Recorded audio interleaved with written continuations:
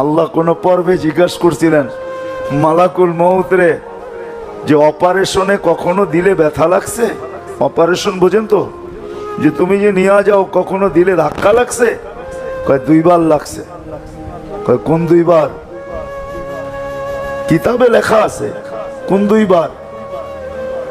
বলছে বন্যা চলতেছিল, প্লাবন চলতেছিল, এক নারী প্রেগনেন্ট অবস্থায় কাঠের উপরে বাসতেছিল, আর ওইখানেই বাচ্চা প্রসব। ওই মুহূর্তে আপনি বলছিলেন যে বাচ্চা রেখা মাকে নিয়ে আসো। তখন বড় ধাক্কা লাগছে, চতুর্দিকে তো পানি আর পানি, কাঠের উপরে ভাসমান, মাকে যদি নিয়ে যাই তো বাচ্চার কি হবে? তখন একটু ধাক্কা লাগছিল। বলে দ্বিতীয়, সাদ্দাত যখন জান্নাত কমপ্লিট করলো, কারিগররা যখন বলল যে কমপ্লিট, দেখা শুধু সিগনেচার করে দেন। দেখা কি, বাড়ি যখন কেউ বানায় তো রাজমিস্ত্রি, ঠিক না? যখন কমপ্লিট হয়ে যায় তখন মালিককে কি বলে, দেখেন তো ঠিক আছে কিনা, দেখা আমাদেরকে কমপ্লিট বইলা আমাদের বিল পরিশোধ করে দেন, ঠিক না? এই তো বলছে দেখা সিগনেচার করে দেন যে কমপ্লিট।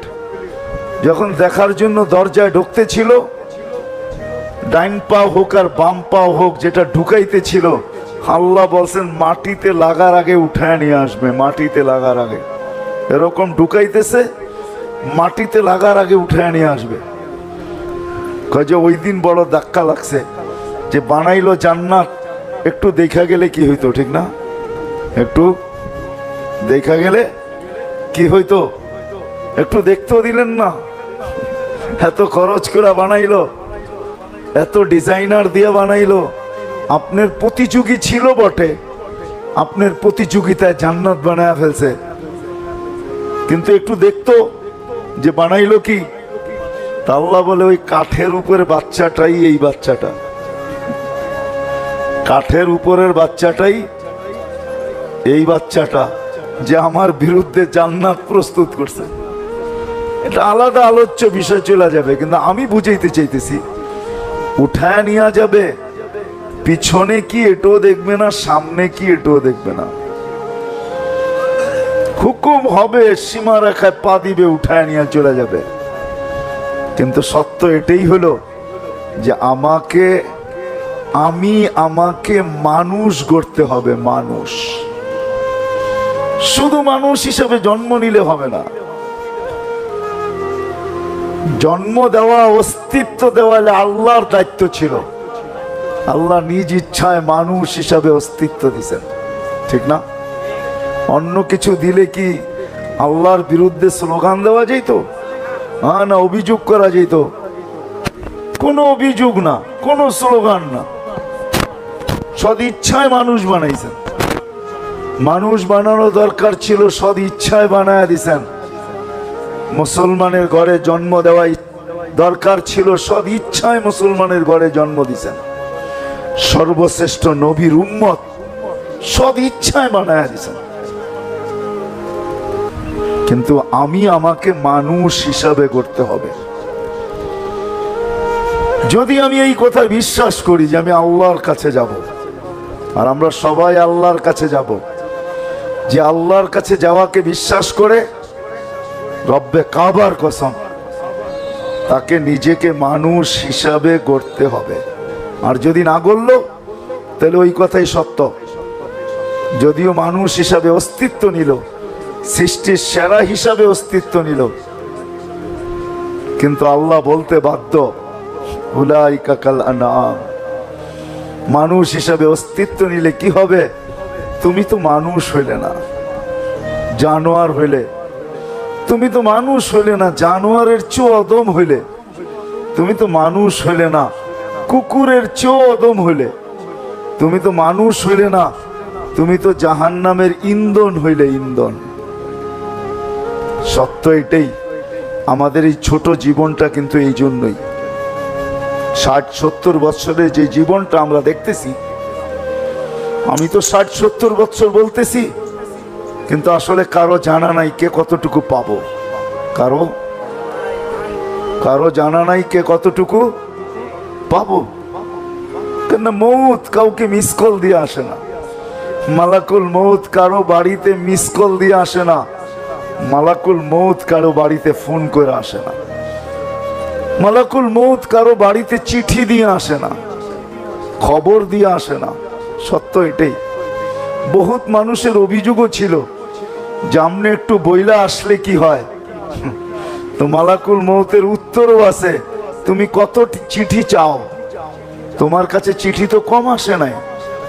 তোমার কাছে চিঠি তো যেদিন তোমার অস্তিত্ব ওদিন তো প্রথম চিঠি তোমার কাছে আসছে সাথে সাথে যে অস্তিত্ব নিছো, তোমাকে মরতেই হবে। কুল্লু নাফসিন যায়িকাতুল মাউত। অস্তিত্ব নিছো, তোমাকে মরতেই হবে। তো প্রথম চিঠি তো এটা ছিল। যদি যৌবনে পা দিছ ওদিন তো দ্বিতীয় চিঠি চলে আসছে তোমার কাছে যে যৌবনে পা দিছ মানি তোমার বিরুদ্ধে কলম চলা শুরু হলো। যতদিন পর্যন্ত যৌবনে পা দেয় নাই কলম তার বিরুদ্ধে লেখে নাই, কিচ্ছু লেখে নাই। কলম বিরুদ্ধে চলে নাই, পক্ষে চলছে, বিরুদ্ধে না। যেদিন যৌবনে পা দিছে ওদিন দ্বিতীয় চিঠি, এখন থেকে কলম তোমার বিরুদ্ধে চলতে শুরু করবে। দাড়ি ছিল না তখন একরকম চিঠি, দাড়ি দ্বিতীয় চিঠি ছিল যে দাড়ি চলে আসছে কিন্তু প্রস্তুত হয়ে যাও। দাড়ি চলে আসছে, কাঁচা ছিল, দুই একটা সাদা হতে যখন শুরু করলো তা আরেক চিঠি, এটাও একটা চিঠি। প্রতি ডিসেম্বরে 31 নাইট আমরা হয়তো নতুন বৎসরকে খুশিতে স্বাগত জানাই। আসলে যদি বিবেকমান হইতাম, বুদ্ধিমান হইতাম, ভাবতাম, তাহলে প্রত্যেক 31 নাইট আমার কান্নার ছিল যে অতীত বৎসরটা তো কেটে গেল। এই বৎসরটার ভিতরে আমার কোনো চিঠি ইস্যু না হয়ে যায় যে এই বৎসরই আমার শেষ বৎসর, আর কোনোদিন 31 নাইট আমি চোখে দেখব না। যেমন সূর্য প্রতিদিন সকালে বলে আনা ইয়াউমুন জাদীদ, আমি নতুন দিন। আলা আমালিকা শাহিদ, তোমার কর্মের উপরে আমি সাক্ষী।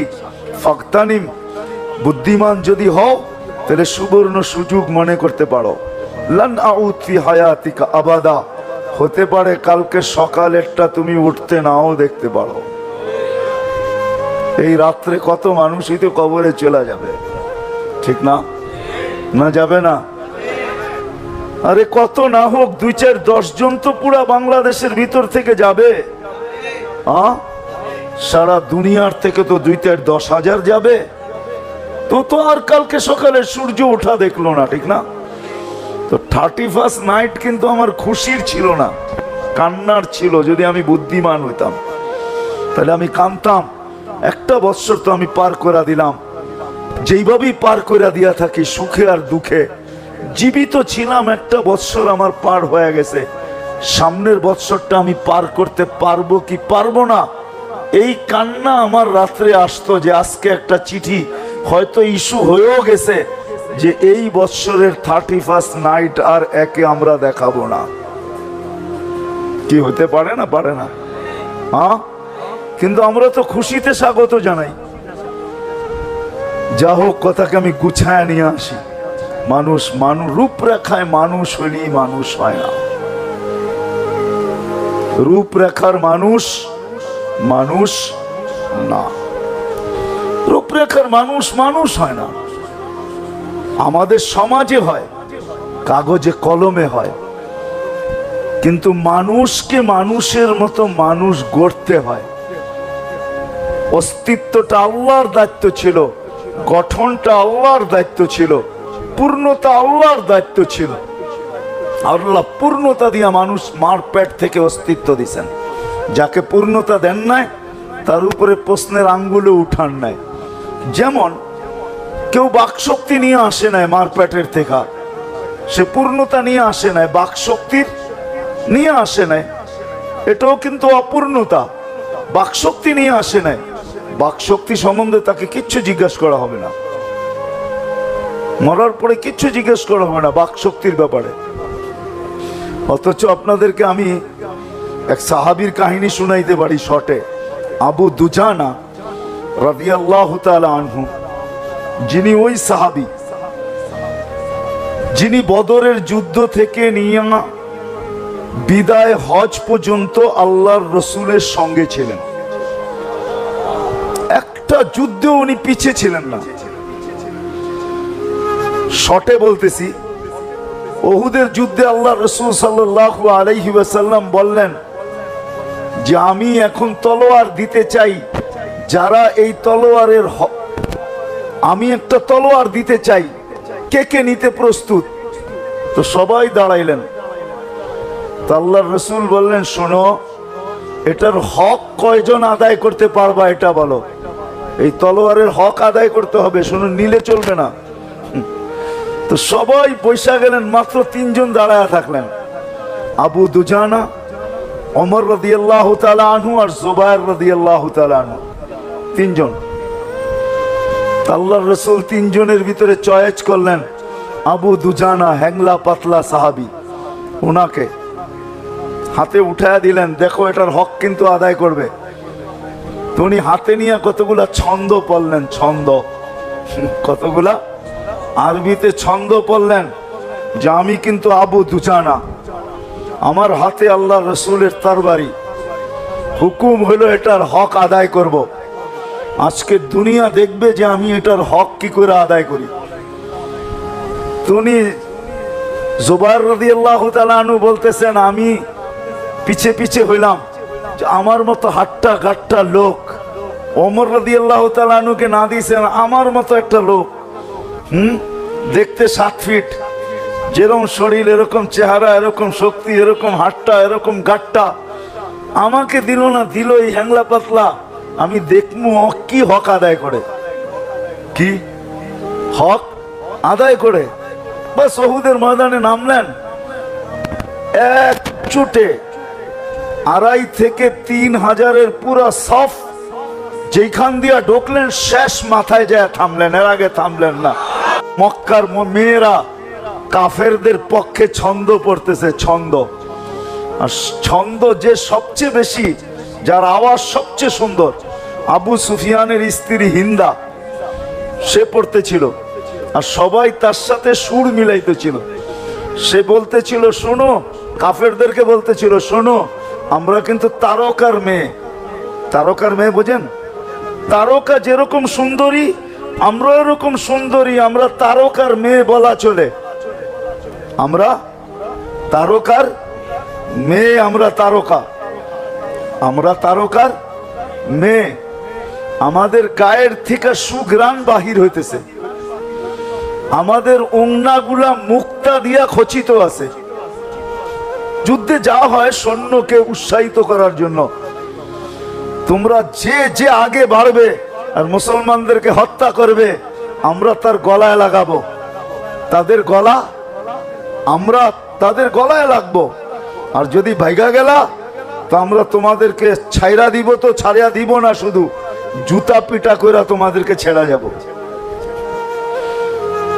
তো আবু দুজানা রাদিয়াল্লাহু তাআলা আনহু যায় হিন্দার মাথার উপরে তরবারি রেখে দিছে, কিন্তু কতক্ষণ পরে তরবারিটা সরায় আনিছেন। তো জুবায়ের রাদিয়াল্লাহু তাআলা আনহু বললেন, এত বড় সুযোগ ছেড়া দিলা, তুমি জানো এটা কার তলোয়ার? এটা আল্লাহর রাসূলের তলোয়ার। মহিলার গায়ের উপর রক্ত দ্বারা এটাকে কলুষিত করব? দুর্বলের রক্ত দ্বারা এটাকে কলুষিত করব? এই জন্য নামায়া দিছি। তারপরে ওইখান থেকে যখন ফিরে আসতেছিলেন, তো মক্কার ভিতরে একজন বড় বাহাদুর ছিলেন, বাহাদুর, বড় বাহাদুর। আমাদের থাকে না কুস্তি বীর, সে সর্বলাইনে বীর ছিল, বীর হিসাবে খেতাব।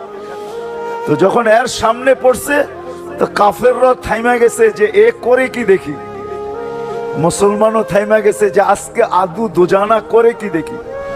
আল্লাহ রসুলের তরবারি হক কিভাবে আদায় করে। তা আবু দুজানা রাদিয়াল্লাহু তাআলা আনহু সামনাসামনি হয়েছে, দুদিকে কিন্তু সবাই থামা, দেখে এই দুইজনের কি ঘটে, ঠিক না? তারপরে আগে চলবে। কাফেরও থেমে গেছেন, মুসলমানরাও থেমে গেছেন। তো তো চলতেছে তরবার চালানি, কিন্তু ওই বীর যে মক্কার, সে প্রথম তরবারি চালাইছে, আবু দুজানা রাদিয়াল্লাহু তাআলা আনহুর কাদের ভিতরে একটু জখম হয়ে গেছে। তা আবু দুজানা রাদিয়াল্লাহু তাআলা আনহু যখন দ্বিতীয়বার তরবারি চালাইছেন, তো ওরে এইখান দিয়া তরবারি দিয়া দুই টুকরা করে দুই দিকে ফেলাইয়া দিয়েছেন। তো জুবাইর রাদিয়াল্লাহু তাআলা আনহু বলেন যে আমার বুঝে আসছে কেন আল্লাহর রাসূল একে তরবারি দিছে। তো উনি ইয়ামানে শহীদ হইছেন, মিথ্যা নবীর বিরুদ্ধে যা লড়তে যায়, যুদ্ধে ইয়ামামা বলে এটাকে, ওই যুদ্ধে উনি শহীদ হয়েছেন। তো উনি শহীদ হয়ে মারা যাওয়ার আগ মুহূর্তে উনি বলতেছেন যে আমার জীবনের কোনো আমল আল্লাহর কাছে পেশ করার মতো আমার চোখে নাই। এটা আপনাদেরকে আমি বুঝাইতে চাইতেছিলাম যে আমার জীবনের কোনো আমল আল্লাহর কাছে পেশ করার মতো আমার কাছে নাই, শুধু একটা আমল ছাড়া, একটা আমল ছাড়া কোনো আমল আল্লাহর কাছে পেশ করার মতো নাই। অথচ উনি বদরি, এমন কোন যুদ্ধ নাই বদরের যুদ্ধ থেকে নিয়ে বিদায় হজ পর্যন্ত উনি আল্লাহ রসুলের পাশে না ছিলেন। আর যিনি আল্লাহ রসুলের তলোয়ারের হক আদায় করছেন এরকম সাহাবী, কিন্তু উনি বলতেছে আমার কাছে কোনো আমল নাই আল্লাহর কাছে পেশ করার মতো, শুধু একটা ছাড়া। বলছে সেটা কি? বলছে আমার এই জবান দিয়ে আমি কাউকে আজ পর্যন্ত কষ্ট দেই নাই। এটা দিয়া কাউকে, এটা বুঝানোর জন্যই এতটুক কাহিনী আপনাদেরকে বুঝাইলাম। আমি জবান দিয়ে কাউকে কষ্ট দেই নাই, জবান দিয়া কাউকে কষ্ট দেই নাই, জবান দিয়া কাউকে কখনো কাউকে কোনো কটু কথা বলি নাই, কষ্ট দেই নাই। হইতে পারে এই আমলটাই আমার কাজে লাগবে।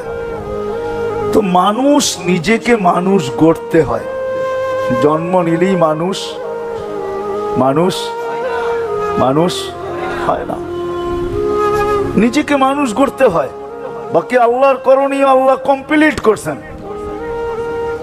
যেটা বুঝাইতে বুঝাইতে এই পর্যন্ত আসছিলাম যে আল্লাহ অস্তিত্ব দিছেন, যার জবান নাই এখান থেকে, যার বাক শক্তি নাই এখান থেকে বাহির হয়ে গেছেন।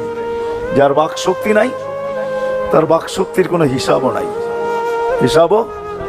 হিসাবও নাই। যার শ্রবণ শক্তি নাই তার কোনো শ্রবণ শক্তির হিসাব নাই। আল্লাহ যাকে পূর্ণতা দেন নাই তার থেকে যেটা দেন নাই ওটার হিসাব নিবেন না। কিন্তু আল্লাহ মেহেরবানি করে আমাদেরকে মার পেটের থেকে পূর্ণতা দিয়ে অস্তিত্ব দিছেন, আবার এই পূর্ণতাকে আনতে আনতে এক পর্বে নিয়ে আসছেন। যুবককে যৌবনের পর্বে, নারীকে নারীত্বের পর্বে, পুরুষকে পুরুষত্বের পর্বে, শিক্ষিতকে শিক্ষার পর্বে, দীক্ষিতকে দীক্ষার পর্বে, এক এক পর্বে আল্লাহ নিজ ইচ্ছায় নিয়ে আসছেন। এটা আল্লাহর করণীয় ছিল। কিন্তু আপনার আমার করণীয় এতটুকুই যে নিজেকে মানুষের মতো মানুষ তৈরি করা। ওই যে বললাম না, চলে যেতে হবে।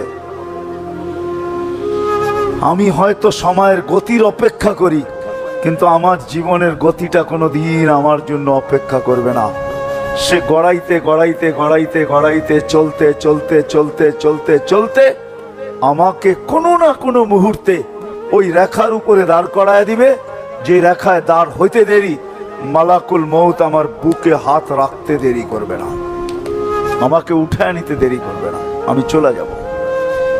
বিদায় আসেন, কথার শেষ জায়গায় আমি চলে আসছি। আসেন নিজেকে মানুষের মতো মানুষ গড়ি, শিখি যে আমি মানুষের মতো মানুষ হব কি করে, কোথায় গেলে হব। বাশীরান ওয়া নাযীরা দাঈয়ান ইলাল্লাহ রাহমাতাল লিল আলামিন শাফীউল মুযনিবিন হারিসুম বিল মুমিনিন রাউফুর রহিম সাল্লাল্লাহু আলাইহি ওয়া আলা আলিহি ওয়া আসহাবিহি ওয়া আতবাইহি সালাতান ওয়া সালামান কাসীরান কাসীরা। أما بعد فأعوذ بالله من الشيطان الرجيم بسم الله الرحمن الرحيم إن الله اصطفى لكم الدين وقال جل جلاله فلا تموتن إلا وأنتم مسلمون وقال رسول الله صلى الله عليه وسلم ألا إن رخى الإسلام لدائرة فدوروا مع الإسلام حيث دار أو كما قال عليه الصلاة والسلام উক্ত ইসলাহী মাহফিলের সম্মানিত সভাপতি, উপস্থিত ওলামায়ে কেরাম, কাছে বা দূরের থেকে আগন্ত মুসলমান ভাইয়েরা, যেই পর্যন্ত লাউড স্পিকারের আওয়াজ পৌঁছতেছে, যদি শোনার সুযোগ থাকে তো পর্দার অন্তরালে মা ও বোনেরা, কোরআন হাদিস থেকে যতটুকুই তেলাওয়াত করলাম আশা রাখি একই সামনে রেখে কিছু কথা রাখব। সাথে সাথে সকলের কাছে অনুরোধ, কথাগুলো ধ্যান খেয়াল একাগ্র চিত্তে মনোযোগ সহকারে শুনব, সাথে সাথে দোয়া করব আল্লাহ আমাদের সবাইকে বুঝার, শিখার, মানার তৌফিক দান করেন।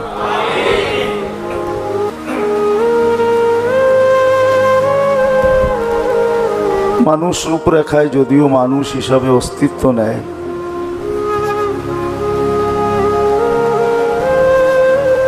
শুধু রূপরেখায় মানুষ হিসাবে অস্তিত্ব নিলেই মানব সমাজে মানুষ হিসাবে পরিচিত বটে, কিন্তু যে আল্লাহ আমাদেরকে মানুষ হিসাবে অস্তিত্ব দিয়েছেন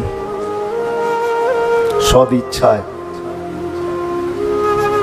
বা যে আল্লাহ আমাদেরকে মুসলমানের ঘরে অস্তিত্ব দিয়েছেন সদ ইচ্ছায়, যে আল্লাহ আমাদেরকে সর্বশ্রেষ্ঠ নবীর উম্মত বানাইছেন সদ ইচ্ছায়, শুধু রূপরেখা নিয়ে মানুষ জন্ম নিলেই মানুষ হয় না।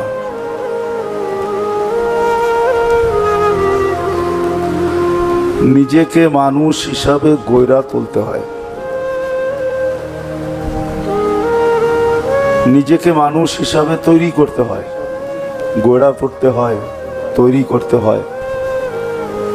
মানুষ হিসাবে অস্তিত্ব নিলেই মানুষ হয় না, কেননা মানুষ সৃষ্টির ভিতরে সেরা।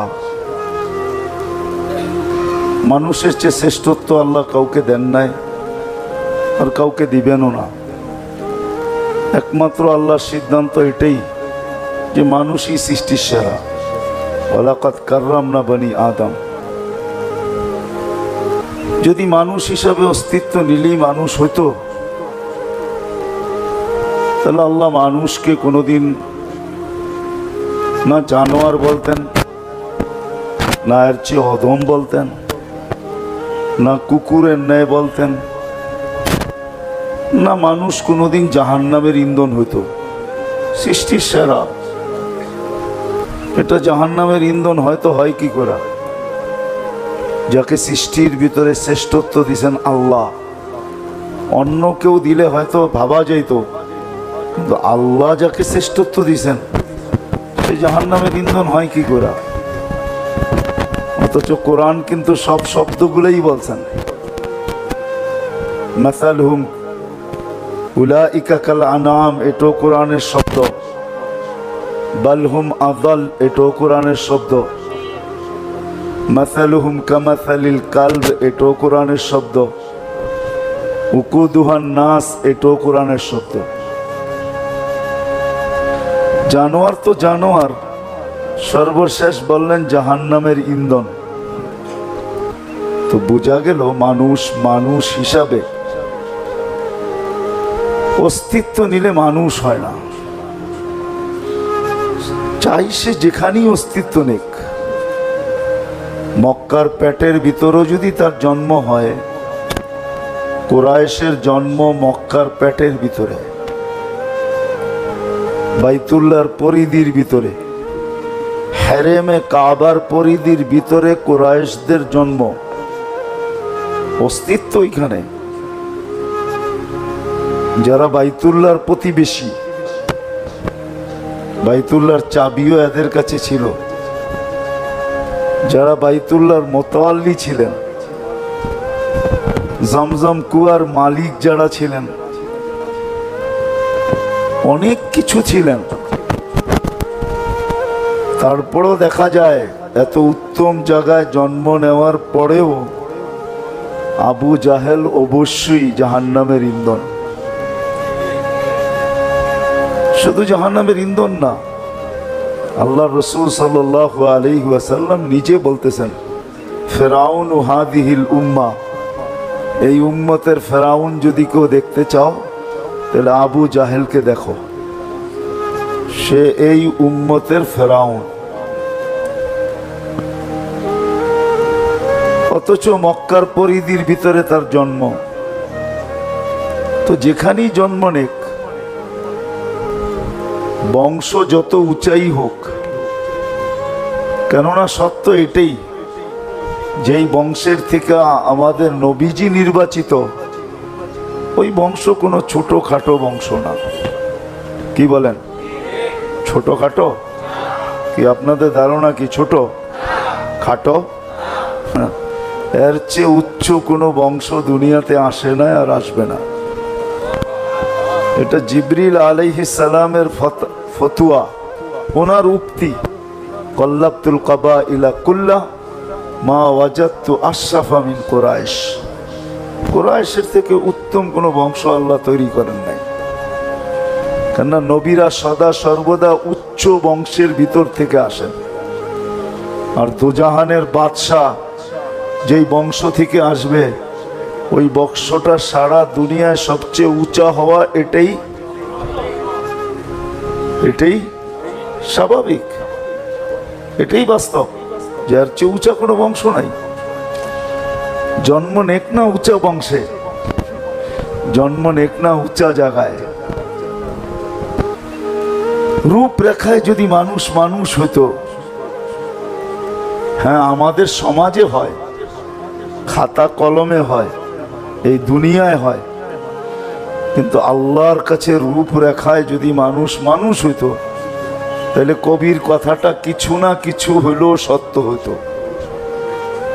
কোন ফার্সি কবি বলছেন, মানুষ যদি রূপরেখায় মানুষ মানুষ হইতো, তা আল্লাহর রসুল সাল্লাল্লাহু আলাইহি ওয়াসাল্লাম আর আবু জাহেলের গঠনগত দিক দিয়া অনেক কাছাকাছি ছিলেন, অনেক অনেক কাছাকাছি ছিলেন।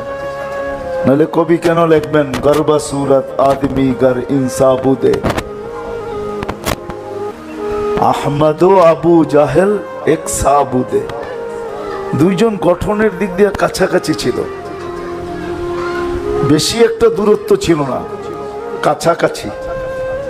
রূপরেখায় গঠনের দিক দিয়া কাছাকাছি ছিলেন, বাহ্যিক দৃষ্টিতে কাছাকাছি ছিলেন।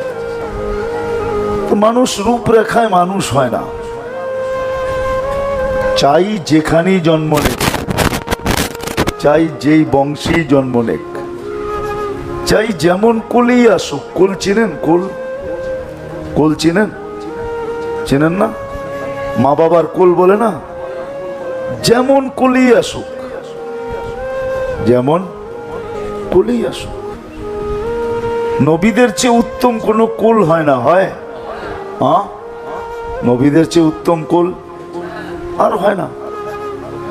তারপরে ওই নবী যিনি প্রথম সারির 5 জনের ভিতরে একজন, 5 জনের ভিতরে একজন, যিনাকে আদমে সানি বলা হয়। মানব জাতির বিকাশ দ্বিতীয়বার যেখান থেকে ঘটা শুরু হলো, আদম আলাইহিস ইসলাম থেকে ঘটছে বটে, কিন্তু নূহ আলাইহিস ইসলাম পর্যন্ত আইসা আবার এক প্রলয় আসছে, তুফান আসছে, এক দুর্যোগ আসছে, সমস্ত মানুষ মাটিতে মিশে গেছে। যেই কজন নৌকাতে ছিল ওই কজনই ছিল, বাকি সব মাটির সাথে মিশে গেছে। আবার ওইখান থেকে মানুষের উৎপত্তি। ওরকম নবী রসুলের কোল থেকে আসছেন, ওই কোলে জন্ম, কিন্তু আল্লাহ মানুষ বলতে চাইতেছেন না। আল্লাহ বলতে চাইতেন ইন্নাহু লাইসা মিন আহলিক ইন্নাহু আমালুন গায়রু সালেহ। আমরা একটা মানুষ হিসেবে গণ্য করতে চাইতেছি না, এই জাহান্নামের ইন্ধন হিসাবে গণ্য করতে চাইতেছি। যদিও কোলটা আপনার, কার? নবীর কোল, ঠিক না? রসুলের কোল, ঠিক না? তারপরও মানুষ হিসাবে গণ্য করতে চাইতেছেন না। তো বুঝা গেল মানুষ। মুস্তাকুর নবী সাহেবও আসবে, খুব আপনাদেরকে শোনাবে। এই জন্য আমি কথা দীর্ঘায়িত করতে চাইতেছি না, অল্পতে শেষ করতে চাইতেছি। আর আশা করি যত ধ্যান দিয়া শুনবো তত বুঝে আসবে, আর না হইলে কিন্তু বুঝে আসবে না, মাথার উপর দিয়ে চলে যাবে। জীবনটা তো আমার জন্য অপেক্ষা করে না, আমি অনেক সময় জীবনের জন্য সময়ের জন্য অপেক্ষা করি। জীবনের সময়টা কিন্তু আমার জন্য কোনোদিন অপেক্ষা করে না, আর করবে না। আমি হয়তো মাঝে মাঝে সময়ের জন্য অপেক্ষা করি, একটু পর পরই ঘড়ি দেখতে থাকি, এখনো 9টা বাজে নাই, 10টায় দোকান খুলবে। গাউসিয়া বেশি দূরে না, হাইটা গেলে 20 মিনিট লাগবে, গাড়িতে গেলে 5 মিনিট লাগবে। তো ঘড়ি বারবার আমি দেখতে থাকি যে 9টা, 9:15 বাহির হইলেই হবে, ঠিক না? হ্যাঁ, কিন্তু আমার জীবনের গতির ঘড়ি কোনোদিন আমার দিকে তাকায় নাই, সময়ের গতি কোনোদিন আমার দিকে তাকায় নাই। যে লোকটাকে তো ব্যস্ত দেখি, আমি একটু থাইমা থাকি। লোকটাকে তো অসুস্থ দেখি, আমি একটু থাইমা থাকি। লোকটাকে তো ঝাইঝামেলায় দেখতেছি, আমি একটু থাইমা থাকি। সে আমার দিকে কোনোদিন তাকাবে না, তাকায় নাই, আমার দিকে তাকাবে না। অচিরে সে গড়াইতে গড়াইতে গড়াইতে গড়াইতে গড়াইতে সে গড়াইতে থাকবে, আমি গড়াই আর না গড়াই। গড়ানো বোঝেন? সে চলতে থাকবে, আমি চলি আর না চলি।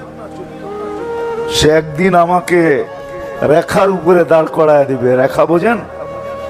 সীমানায় দাঁড় করায় দিবে, রেখার উপরে দাঁড় করায় দিবে। যেখানে দাঁড় হইতে দেরি, মালাকুল মউত আমার বুকে হাত রাখতে দেরি করবে না। রেখায় দাঁড়াইতে দেরি, বুকে হাত রাখতে দেরি করবে না। এই কথা ভাববে না এর পিছে কে আছে আর আগে কে আছে, এর ডাইনে কে আছে আর বামে কে আছে। এটা কোনোদিন ভাববে না যে এর পিছে কে আছে। উদাহরণ যদি দেই, কত মানুষই তো ছোট ছোট বাচ্চা রেখা চলে যায়, ঠিক না? হ্যাঁ, বিলকুল ছোট ছোট বাচ্চা, কেউ বালেগ হয় নাই। আর সংসারে একমাত্র সেই মাঝি ছিল। মাঝি বুঝেন তো? সংসারের একমাত্র সেই পরিচালক ছিল।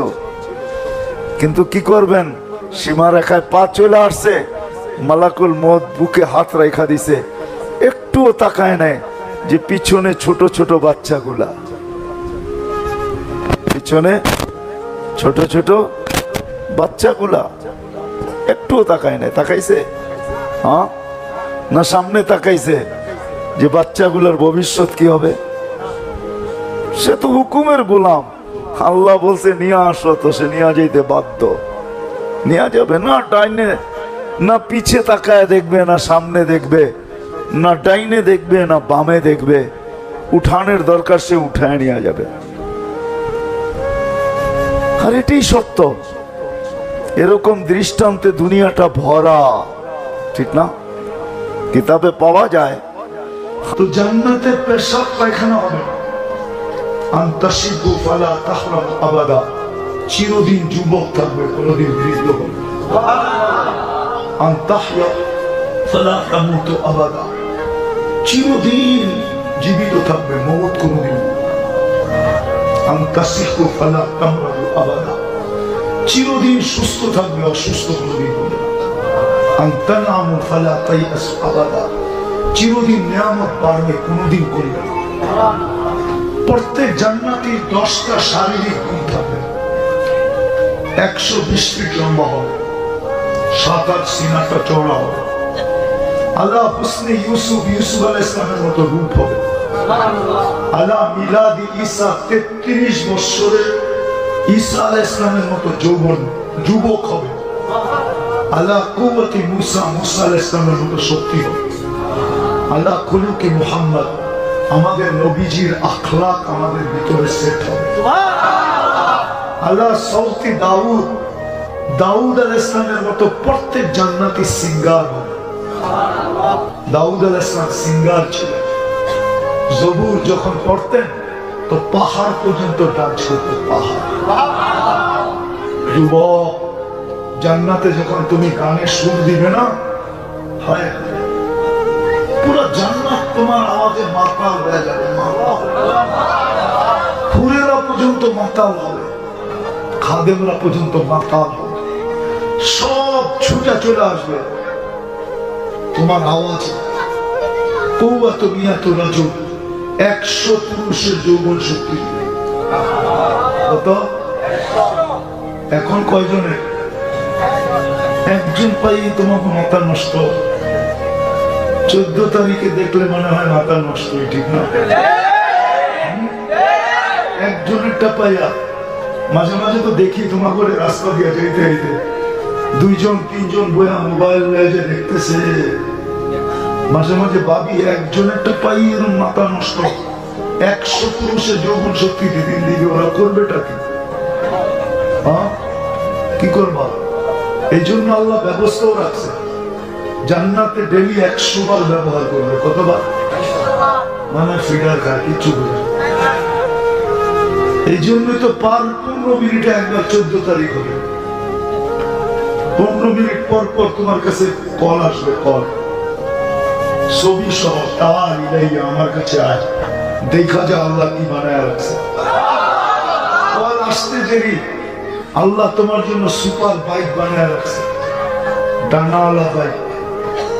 এই দুনিয়ার পচা বাইক, এটারে ডিজিটাল বলা চলে, কিন্তু সুপার ডিজিটাল বলা চলে না। সুপার ডিজিটালটা তো জান্নাতে আছে, উঠবে আর চোখের পলকে উড়ে যায় নামবে। তোমাকে দেখবে, একটা হাসি দিবে, সারাটা জান্নাত আলোকে আলোকিত হয়ে যাবে। এই জন্যই তো আল্লাহ রাসূল বলছে, যদি আজকে হাসি দেয় তো সারাটা দুনিয়া আলোতে ফকফকে হয়ে যাবে, সারা দুনিয়া আলোতে আলোকিত হয়ে যাবে। লাউ যাহিকা আলা দুনিয়া লাতানাব্বারাতিদ দুনিয়া কুল্লাহ। দেখা ঈসা বলছেন, দেখা ঈসা। আবারও বলতেছে, তুমি যে নামবে, জিজ্ঞেস করবে নাম কি, তো বলবে তুমি কোরআন পড়ে আসো না, লাদাইনা মাজিদ, কোরআনে বলা ছিল আমার নাম, আল্লাহ আমাকে তোমার জন্য মাজিদ নামে তৈরি করছেন। তারপরে যুবক নিয়ে যাবে অন্দর মহলে। বুঝে আসছে? 100 পুরুষের যৌবন শক্তি। জুরদুন মুরদুন মুখালু, দাড়ি থাকবে না, মোষ থাকবে না, চোখে সুন্দর লাগানো থাকবে, সব জান্নাতে রাখা আছে, যা চাবে তা মিলবে। যুবকরা কয় আসলটাই তো কোন নাই, জান্নাতে গান আছে কিনা? গান, দুনিয়ার গান কয় মিনিটের? 3 থেকে 4 মিনিটের। লম্বা হইলে হয় আ ও করতে করতে লম্বা করে, ঠিক না? একটু আ করে, একটু উ করে, ঠিক না? জান্নাতের গান টানা 40 বছর। এখন তো মাঝে মাঝে দেখি তোমাদের গান শুনতে শুনতে যখন মাথার টান নষ্ট হয়ে যায়, তখন মোবাইলের টাচ করে আবার চুমো দেয়, ঠিক না? কি সিন্দি কই, তুমি কই হাত লাগাইলা, চুমা দিলা কই, ঠিক না? ও যুবক, পচলে কি এরমি পচে নাকি? ও কই তুমি হাত লাগাইলা কই, চুমা দিলা কই? এটা কি হজরে আসওয়াদ নাকি যে চুমা দিলে গুনাহ মাফ হয়? কই চুমা দিলা? আল্লাহ তো তোমার জন্য বানায় রেখে দিছে। 40 বছর গান শোনাবে, তোমার মন বলবে না। তারপরে বলবে শুধু গানই শুনবি, আর কোনো কাহিনী নেই। চল কামরা করে কাহিনী দেখাই, বাংলায় বোঝে না। আল্লাহ বানায় রেখে দিছে। জান্নাতে গান আছে, নাচ আছে, মাঝে মাঝে তো আল্লাহ বলবে গান শুনবে, স্টেজ জান্নাতে লাগবে, স্টেজ প্রথম সিঙ্গার শোনাবে ফেরেশতা। আল্লাহ জিজ্ঞেস করবে কেমন শুনলি, তো বলবে লাকানুল মউতু লামুতনা। আল্লাহ যদি মউত থাকতো তো আওয়াজের ঝংকারে বলে দিতাম, এরকম আওয়াজ। আল্লাহ বলবে এর চেয়ে সুন্দর, আমাদের কোনো ধারণা নেই। আল্লাহ ডাকবে তালিয়া দাউদ, দাউদ আলাইহিস সালাম শোনাবে, বলবে এর চেয়ে সুন্দর, বলবে আল্লাহ ধারণা নেই।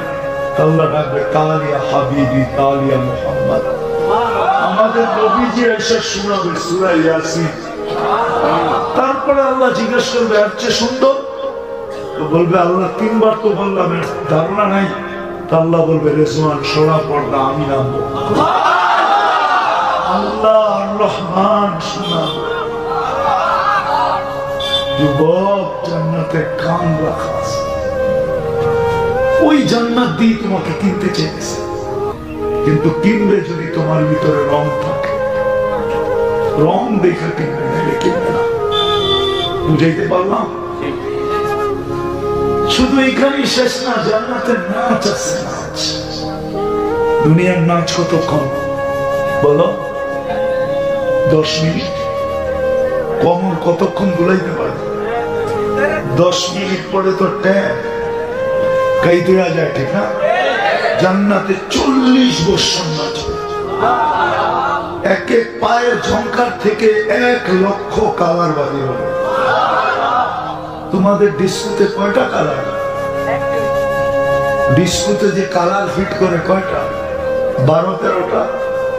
এক এক পায়ের থেকে 1 লক্ষ কালার বাড়ি হবে। 2 পায়ের থেকে 2 লক্ষ কালার থাকবে প্রত্যেক পায়ের ঝংকারে। 40 বছর এক কালার দ্বিতীয়বার রিপিট হবে না। শুধু নাচবে না, 3 কিলোমিটারের লেহেঙ্গার ঘের যখন উঠাবে মারবে, 3 কিলোমিটার নিয়ে এরকম ফিরা উঠবে।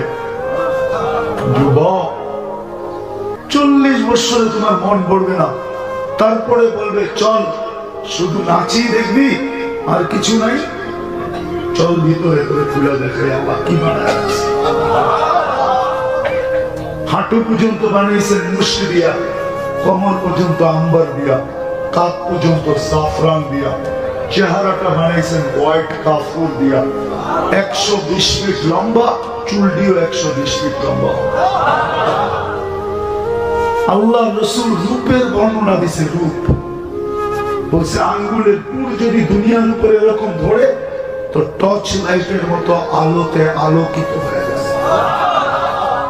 একটা চুল যদি আকাশের নিচে নাড়া দেয়, সারা দুনিয়া সুগ্রামে মোহিত হয়ে যাবে। সারা দুনিয়া মোহিত। যদি 7 সমুদ্রে থুতু দেয়, পানিগুলা মধুর মতো মিষ্টি হয়ে যাবে। এবার যুবক একটু চিন্তা করো, ওই ঠোঁট যদি ঠোঁটে লাগে তো কেমন মজা হবে। চোখ বন্ধ করে একটু ভাবো না, কেন মোবাইলে টাচ করে যদি চুমা দিতে পারো, তোমার জন্য বানাইছে, সামনে থাকলে বুঝি সুপিয়ে সুপি।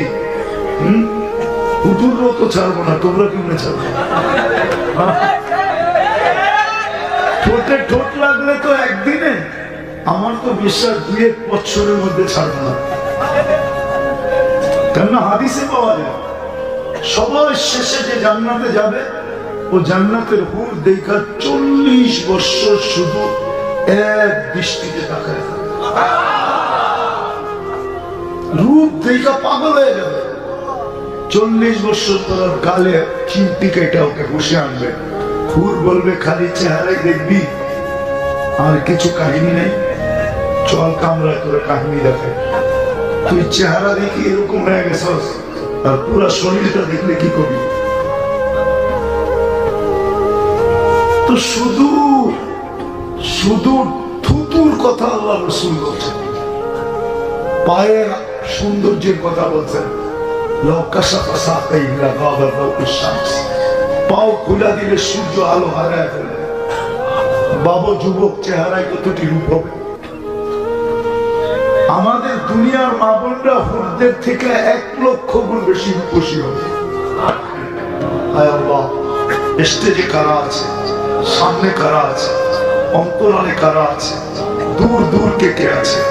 এখানে তোলাবাও দেখতেছি, ওলামাও দেখতেছি, সাদা দাড়িও দেখতেছি, কাঁচা দাড়িও দেখতেছি, যুবকও দেখতেছি, বৃদ্ধও দেখতেছি। আল্লাহ, হয়তো অন্তরালে মাপন্ড হাত উঠে বসে আছে। কোন সময় হাত তুলছি এটাও দেখেন। যখন আপনি আমাদের দুনিয়ার ছাড়, আপনি দেওয়ার জন্য ডাকতেছেন, আমরা পাওয়ার জন্য হাত উঠে আসছি। আপনি মাফ করার জন্য ডাকতেছেন, আমরা তওবা করে মাগফিরাতের মালা পড়ার জন্য হাত উঠে আসছি। মালিক বেশি কিছু চাই, চাওয়া ছাড়াই তো এত দিছে, শুধু এতটুকু তো অবশ্যই চাবো। আজকের এই আয়োজন যেন কবুল হয়, আয়োজকরা যেন কবুল হয়, সাহায্য সহানুভূতিকারীরা যেন কবুল হয়, বিশেষ করে যুবকরা যেন কবুল হয়, শ্রোতা যেন কবুল হয়, বক্তা যেন কবুল হয়। আল্লাহ, শুধু এই কল্যাণ দিনা আজকে যেন পুরা বন্দরটা কবুল, পুরা নারায়ণগঞ্জ কবুল হয়, এর প্রত্যেকটা বাচ্চা বাচ্চা কবুল হয়, নারী পুরুষ কবুল হয়, যুবক বৃদ্ধ কবুল হয়। আল্লাহ, কবুলিয়াত চাইতেছি, আমাদের তওবা যেন কবুল হয়, আমাদের অঙ্গীকার যেন কবুল হয়। আল্লাহ, কবুলিয়াত ছাড়া তো কিছু ঘটে না। কবুলিয়াত যদি না হইতো তা আবু বকর রাদিয়াল্লাহু তাআলা আনহু কোনদিন সিদ্দিক হইতেন না, ওমর রাদিয়াল্লাহু তাআলা আনহু কোনদিন ফারুক হইতেন না, ওসমান রাদিয়াল্লাহু তাআলা আনহু কোনদিন দিন নুরাইন হইতেন না, আলী রাদিয়াল্লাহু তাআলা আনহু কোনদিন শেরে খোদা হইতেন না। আলেম আলেম হইতো না, মুফতি মুফতি হতো না, গাউস গাউস হতো না, কুতুব কুতুব হতো না, আব্দুল কাদের বকরিয়ানের পীর হতো। আমরা কবুলিয়াত চাই, আর কিচ্ছু চাই না। আমরা কবুলিয়াতের মালা ছাড়া উঠতে চাই না। বিশেষ করে যুবকদের গলায় মালা পড়ায় আজকে পুরো উম্মতের গলায় পড়ায়, ইনসানের সাথে সাথে জিন্নাতের গলায় পড়ায়। আল্লাহ, যার যে পেরেশানি আছে দূর করে দেন, প্রয়োজন আছে মিটায়া দেন। যারা অসুস্থ আছে শেফায়ে কামেলা আজেলা দায়েমা মুস্তামেররা নসিব করেন। জটিল রোগে যারা আক্রান্ত, হার্টের হোক, কিডনির হোক, লিভার হোক, ব্রেন স্ট্রোক হোক, ডায়াবেটিস হোক, ক্যান্সার হোক, সবাইকে শেফায়ে কামেলা আজেলা দায়েমা মুস্তামেররা নসিব। আয় আল্লাহ, আয় আল্লাহ, এই আয়োজনের উসিলায়, আয় আল্লাহ, এই আয়োজনের উসিলায় শুধু কল্যাণ দিয়ে মাটির নিচে,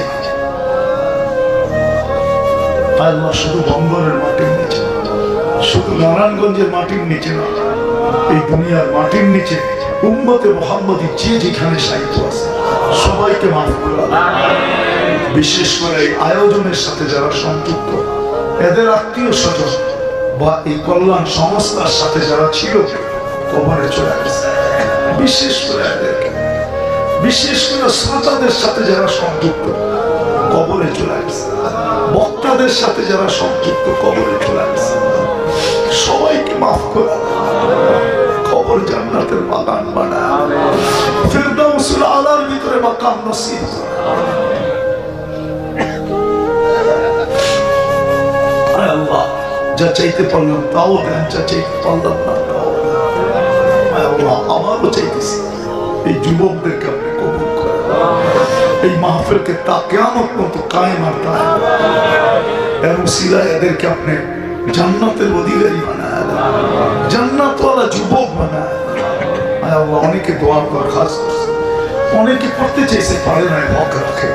আল্লাহ, সবার মনোবাঞ্ছনাকে আপনি পূর্ণ করেন। আল্লাহ, সামনে রমজান আসতেছে, আয় আল্লাহ, মউত তো অবধারিত, কিন্তু আমাদের জীবনে বরকত দিয়া দেন, রমজান পর্যন্ত আমাদেরকে পৌঁছার তৌফিক নসিব করেন। সর্বশেষ আমাদের মা বাবাকে মাফ করেন। আয় আল্লাহ, আমাদেরকে আপনার হাবিবের আদর্শে আদর্শবান হওয়ার তৌফিক নসিব করেন। আয় আল্লাহ, আয় আল্লাহ, আরো যে যা দরখাস্ত করছে সবাই সমস্ত মনোবাঞ্ছনা পূর্ণ করেন। সর্বশেষ আল্লাহ, ফিলিস্তিন, ফিলিস্তিনকে আপনি মুক্ত করেন, স্বাধীন করে দেন, আপনার ঘরকে আপনি আল্লাহ আবার জালেমরা হাতি নিয়ে চলে আসছে, আল্লাহ আপনি মেহেরবানি করে আবাবিলকে পাথর দিয়া পাঠায় দেন না, আমাদের ঈমান বাড়ায় দেন না, ঈমান বাড়ায়। আমরা ওইটা তো দেখতে পারি না, কমসে কম আমাদেরকে এটা একটু দেখায়। আল্লাহ আমাদের দেশটাকে আপনি সুরক্ষিত হেফাজত করেন, হেফাজত করেন সমস্ত বিপর্যয়ের থেকে, সমস্ত আসমানি জমিনি বালার থেকে, সমস্ত মুসিবত থেকে আপনি আমাদের দেশটাকে হেফাজত করেন। আল্লাহ যা চাইতে পারলাম তাও দেন, যা চাইতে পারলাম না তাও দেন। আল্লাহ আবারও সর্বশেষ আপনি এই যুবকদেরকে কবুল করুন, মদিনার যুবকদের মতো বানায়। ওয়াসাল্লাল্লাহু তাআলা আলা খায়রি খালকিহি মুহাম্মাদ ওয়া আলিহি ওয়া সাহবিহি আজমাইন বিরহমাতিকা ইয়া আরহামার রাহিমিন। যেমন আমরা কোয়ালিটি দেখা কিনি, আল্লাহ কিন্তু আমাদের রং দেখা কিনবে। কে কিনবে? ক্রেতার কারণে জিনিসের দাম বাড়ে কমে, এটা জানেন? সত্য তো? সত্য না? ক্রেতাকে আমরা, আল্লাহ ক্রেতা, আল্লাহ আমাদেরকে কিনবে। কে কিনবে? আল্লাহ কিনবে। কোরআনে ঘোষণা দিয়েছেন আল্লাহ, ইন্নাল্লাহ আশতারা, আল্লাহ বলে আমি কিনবো, কিন্তু রং দেখা কিনবো, রং ছাড়া কিনবো। কি দিয়া কিনবে? জান্নাতের বিনিময়ে কিনবে, কাগজের টাকা দিয়ে কিনবে না, প্লাস্টিকের কার্ড দিয়ে কিনবে না। প্লাস্টিকের কার্ড চিনেন কি? ক্রেডিট কার্ড, এটা প্লাস্টিকের বানানো, এটা দিয়ে কিনবে না, আল্লাহ জান্নাতের বিনিময়ে কিনবে। চলেন দেখি, জান্নাতের ধারণা একটু নেই, তাইলে হয়তো আপনার দিলেও আগ্রহ পয়দা হতে পারে যে আল্লাহ আমাকে কিনো, আল্লাহ আমাকে কিনো। জান্নাতের ধারণা তো আমাদের নাই, আমাদের যুবকদের ভিতরে নাই, আমাদের নারীদের ভিতরে নাই, আমাদের পুরুষদের ভিতরে নাই। যদি থাকতো তাহলে আল্লাহ রসুলের কথা সত্য হতো। আল্লাহ রসুল বলেন তাহলে আমাদের ঘুম আসত না। প্রবাসী যখন বাড়ি আসার সময় বাড়ির আসা নির্ধারিত হয়, টিকিট সিকেট বাজার সাজার লাগেজ সাগেজ সব রেডি হয়ে যায়, তখন আমার ঘুম আসে না। ও সবসময় কখন বাড়ি যাবে, কখন বাড়ি যাবে। প্লেনে উঠলেও ওর কাছে ভালো লাগে না, ও মাঝে মাঝে ভাবে যে পাইলট আসতে চালাইতেছে, আমি যদি চালাইতে পারতাম তাহলে আরো দ্রুত গতিতে বসতে পারতাম। জান্নাতের ধারণা যদি আমাদের কাছে আসে তাহলে রব্বে কাবার কসম আমাদের কারো ঘুম আসবে যতক্ষণ পর্যন্ত না পাই। কারণ আল্লাহ রাসূল বলেছে লা ইয়ানামু তালিবু, জান্নাত যার ভিতরে ঢুকে গেছে ওর ঘুম আসবে না। আর সত্য এটাই, যারা আল্লাহ ওয়ালা, যাদের দিলের ভিতরে জান্নাত ঢুকে গেছে, ওদের রাত্রে ঘুম আসে না, ওরা শুধু ছটফট করতে থাকে। যখন ছটফট করতে করতে একটা পর্ব আসে, তখন জায়নামাজ বিছায়া দিয়ে পয়লা কাঁদতে থাকে যে কবে ওই সময়টা আসবে, দুনিয়ার থেকে যাবো আর জান্নাতে ঢুকবো। চলেন আমরা একটু জান্নাত ঘুরে আসি, দেখি আমাদের যুবকদের দিলে লাগে কিনা। এটা তো যুবকদের পক্ষ থেকে আয়োজন, শিশির বেজা বন্ধু মহল, যুবকদের আয়োজন। দেখি আজকে ওদের দিলের ভিতরে জান্নাত লাগাইতে পারবি। দোয়া করেন আপনারা যেন আল্লাহ যুবকদের দিলের ভিতরে জান্নাত গাইথা দেয়। আজকের থেকে শিশিরে না ভিজা ওদের চোখই ভিজতে থাকে। শিশিরের ভিজাতে তো কোনো কাজ হয় না, যদি শিশিরের ভিজা কাজ হইতো তাহলে আমাদের দেশে প্রবাদ বাক্য হইতো না, শিশিরে ভিজে না মাটি বিনা বর্ষণে। শিশিরে ভিজে না মাটি বিনা বর্ষণে। শিশিরে আর কি ভিজবে, যদি চোখের পানিতে ভিজে তাহলে ইনশাআল্লাহ জান্নাত মিলবেই মিলবে। এই জন্য আল্লাহ কিন্তু আমাদেরকে কিনতে চাইতেছে। কে কিনবে? কি দেখা কিনবে? রং দেখা কিনবে। রং কিসের বিনিময়ে কিনবে? জান্নাতের বিনিময়ে কিনবে। জান্নাত এই দুনিয়ার পচা মাটি না, জান্নাতের মাটি। জান্নাতের মাটি হবে মুশক আর জাফরান মিশ্রিত। চিনেন তো না মুশক, আর চিনেন তো না জাফরান। হায়, যদি নিয়ে যেতে পারতাম একটু, তাহলে স্পেনে দেখা আনতে পারতাম যে জাফরান বলে তো বলে কাকে। শত শত মাইল জাফরানের বাগান, কি তার কালার, ঠিক না? আর কি তার ঘ্রাণ। এটা তো দুনিয়ার জাফরান। জান্নাতের জাফরান তো হচ্ছে কোটি গুণ বেশি ঘ্রাণ হবে, কোটি গুণ বেশি কালার হবে। জান্নাতের মাটি হবে জাফরান আর মুশক মিশ্রিত। কে দেখা এসব বলছে? আমাদের নবীজি সচক্ষে দেখা এসব বলছে। কখনো যখন বাপে দেখা আসে আর ছেলেকে বলে, তখন যদি কেউ জিজ্ঞাসা করে তুই দেখছিস, তো ছেলেও যদি ছেলে হয় তাহলে অবশ্যই বলে যে বেটা আমার বাপ দেখা আসছে, মানে আমি দেখা আসছি। আমাদের নবীজি দেখা আসছে মানে আমরা উম্মত দেখা আসছি, ঠিক না? সত্য তো? আবার একটা উদাহরণ দেখি। ঘরালারা যদি কোনো মেয়ে দেখা আসে আর ছেলে যদি এরকমই লাজুক হয়, আয়সা বলে আমাদের পছন্দ, যেমন চাইছি তেমনই, তোমার সাথে খুব মিলবে। আর ছেলেকে যদি বলে তুমি দেখা আসো, তো ছেলে ভদ্র হইলে কি বলে? আরে তোমাদের দেখালে আমার দেখা। আমাদের নবীজির জান্নাত দেখা মানে আমাদের নবীজি দেখা এসে বলছে জান্নাতের মাটি মুশক আর জাফরান। বিল্ডিং গুলা হবে সোনার ইট আর রূপার ইট দিয়া। দুনিয়ার এই পচা মাটির ইট না, এই সাত সিমেন্ট দিয়া মিলাবে না। আল্লাহ মুশক দিয়া দুটাকে জড়বে। দুনিয়ার মতো এত ছোট তালা না, দুনিয়ার মতো 12-13 ফিটের তালা না, জমিন থেকে আকাশ পর্যন্ত এক তালার দূরত্ব। বলবেন এত বড় সিঁড়ি কিভাবে বাইব? ওইখানে সিঁড়ি থাকবে না, সুপার এক্সেলেটর লাগানো, হাতে চলবে না, মন দিয়ে চলবে। যত তালায় যাইতে চাইবেন চোখের পলকে অত তালায় উঠায়। আপনি বলবেন যদি এত দ্রুত গতিতে চলে তাইলে আমি উড়া যাব না? তাইলে আমি এখন আপনাকে দেখাইতেছি। আমাদের দুনিয়াটা কিন্তু সূর্যের পিছনে পার ঘন্টায় 66,000 মাইল গতিতে দৌড়াইতেছে। আপনি কি উড়ে যেতেছেন? হ্যাঁ, 66,000 মাইল গতি পার ঘন্টায় সূর্যের পিছে আমাদের দুনিয়া দৌড়াইতেছে।